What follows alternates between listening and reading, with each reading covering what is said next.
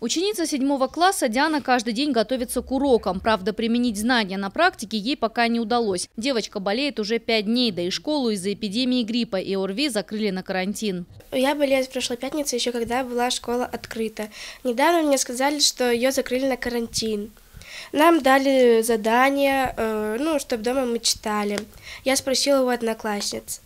Я надеюсь, что школу скоро откроют. Отправить учеников на внеплановые каникулы – мера вынужденная. Большая часть учеников не посещают занятия из-за вируса. За последнее время в Северной Осетии эпидемический порог по заболеваемости гриппом и ОРВИ превышен в несколько раз. Школы и управление образования, которые принимают решение о закрытии школ на карантин, делают правильное решение, так как заболеваемость каждым днем растет, увеличивается число детей, заболевших, приходящих в школу, они могут заразить других детей, и ситуация будет только осложняться.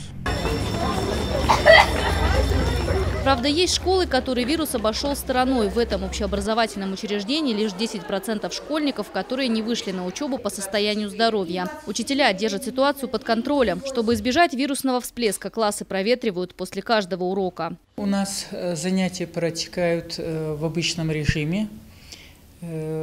Пропускает всего у нас 9%, 9-10%. Каждый день мы подводим итоги, отправляем вот эти сведения в управление образования. Но у нас нет такого процента, чтобы распустить школу.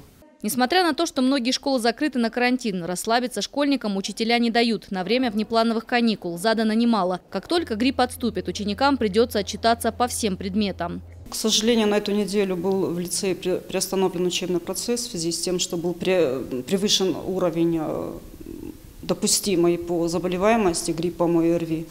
Поэтому на целую неделю наши дети ушли на вынужденные каникулы. Но, естественно, были получены задания и обучающимися и 9 классов, 11 классов, потому что им предстоит сдача экзаменов. В период эпидемии гриппа и ОРВИ врачи рекомендуют родителям оставлять своих детей дома. Также не забывать об элементарных способах профилактики. Сколько еще продлятся внеплановые каникулы северостинских школьников, неизвестно. К этому дню на карантине 16 владикавказских общеобразовательных учреждений. В районах республики не работают почти все школы. Если ситуация с эпидемией гриппа не улучшится, санитарные врачи могут продлить карантин еще на несколько дней. Елена Черенкова, Евгений Маркин, Осетия ТВ.